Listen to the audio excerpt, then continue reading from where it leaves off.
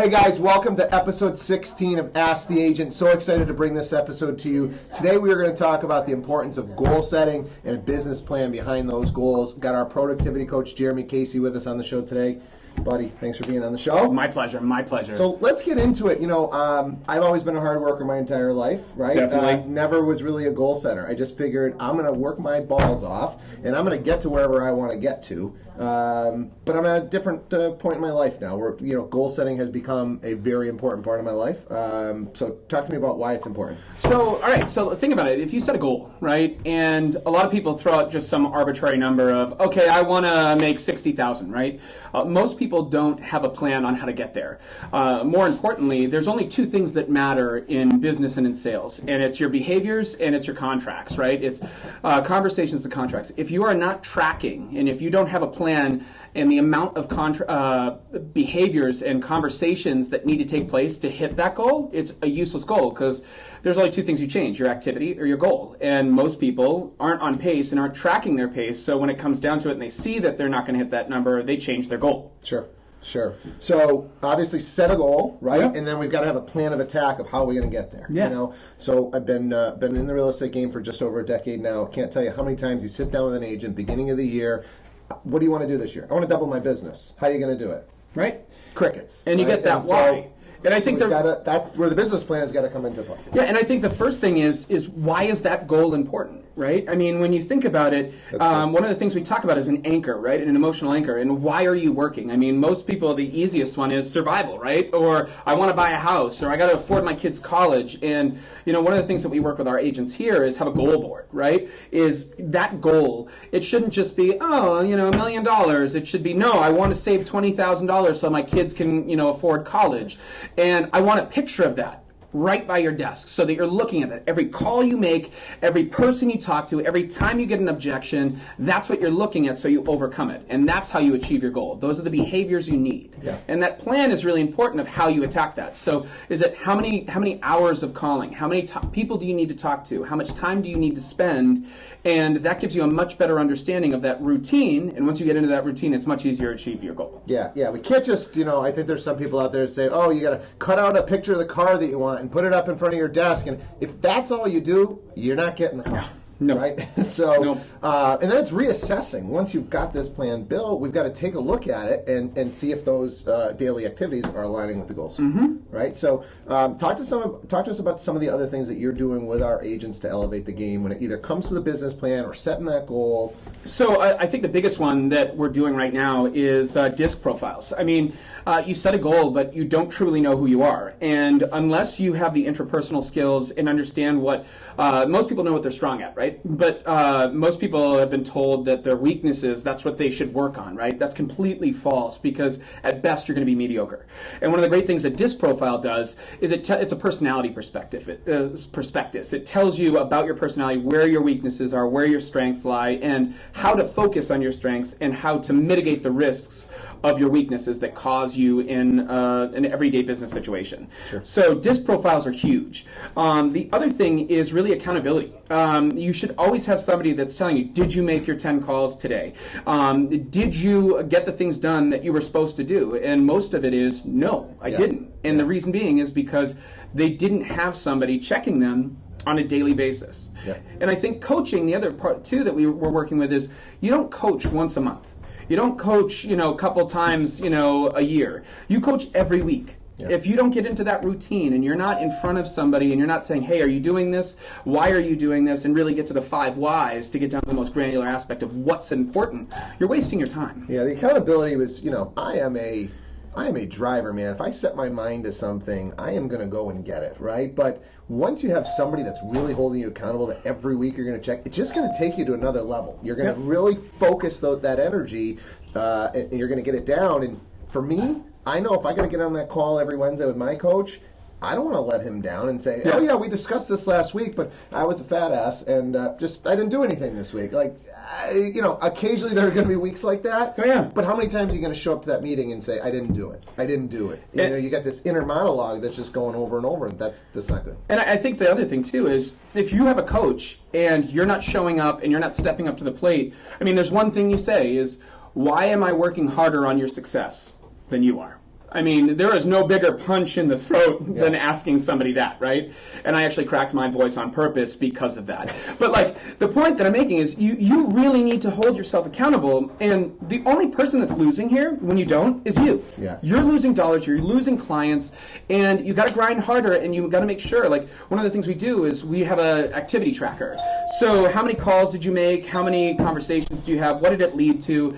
And people always bitch and moan about, oh, I got to do this thing. I'm like, well, first of all, it takes 5 minutes, right? Second of all, and not even 5 minutes. Yeah, 5 minutes to a salesperson is an eternity. But yet they can go on Facebook all the time and mess around. But the point that I'm making is you can start to see what activities you did 3 months ago to lead to the success that you're having right now. And any sales position, it's math, right? You got to have X number of conversations to set X number of appointments to make X number of sales, and whoever gets the most at bats wins. Yep. So if you're not tracking on a daily basis, or you don't know your number, right? If we don't know how many conversations do I need to make today, right? Yep. So the number that we kind of go off of, and some people are going to be better, but some are going to be worse, is 40 conversations that should lead to a sale. Yep. And that's not I talk to my best friend 40 times, every day for a month and a half. Yep. It's 40 new conversations with people to land a new sale. So if you're not having 40 conversations with 40 new people, you're not generating a sale out of there. So you just back into your number. I want to do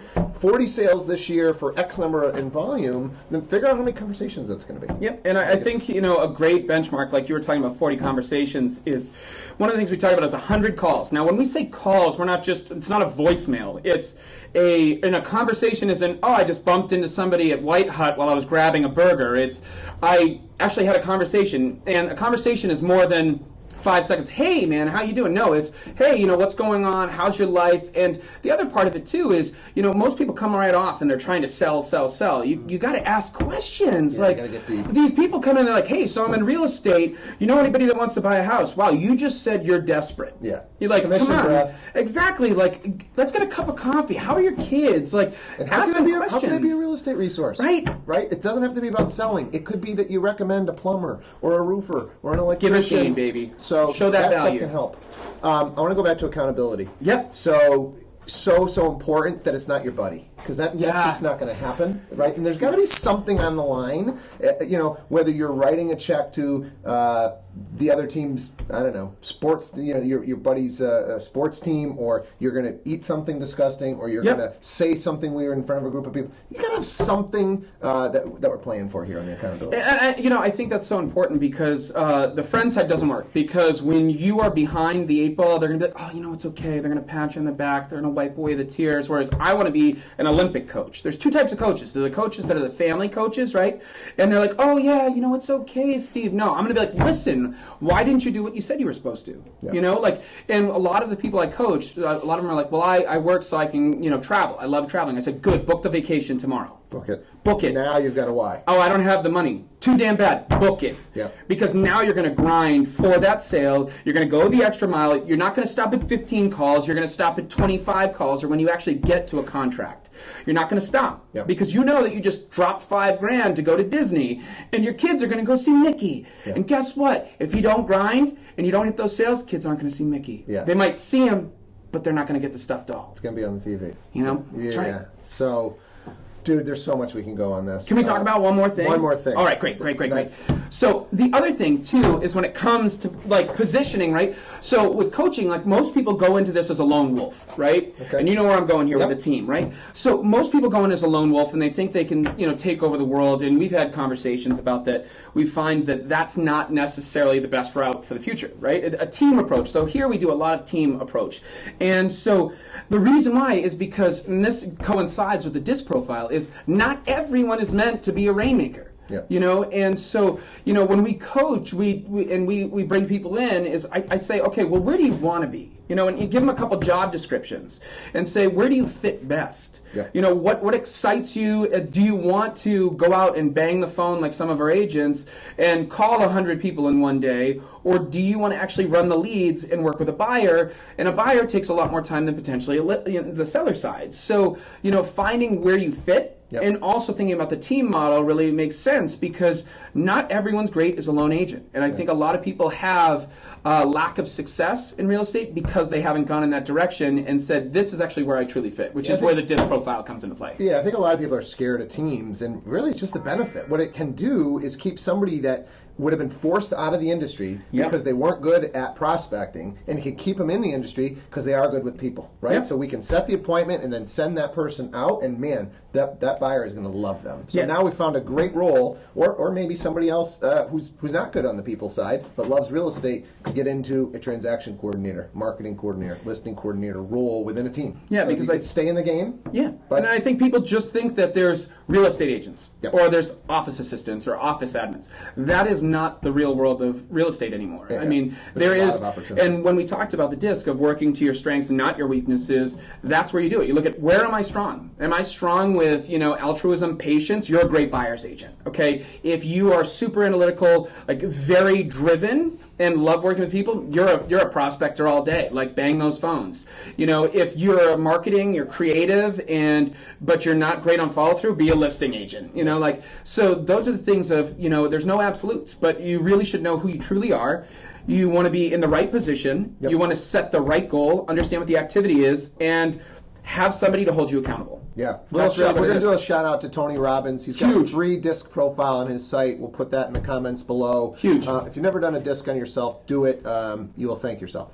Or us. Somebody. Somebody will be thanked. Buddy. Thanks so much. Great show. Guys, tune in every Thursday, 3 o'clock. If you've got any questions for us, please hit us up in the comments below. We'll see you next Thursday, 3 o'clock. Thanks so much for joining.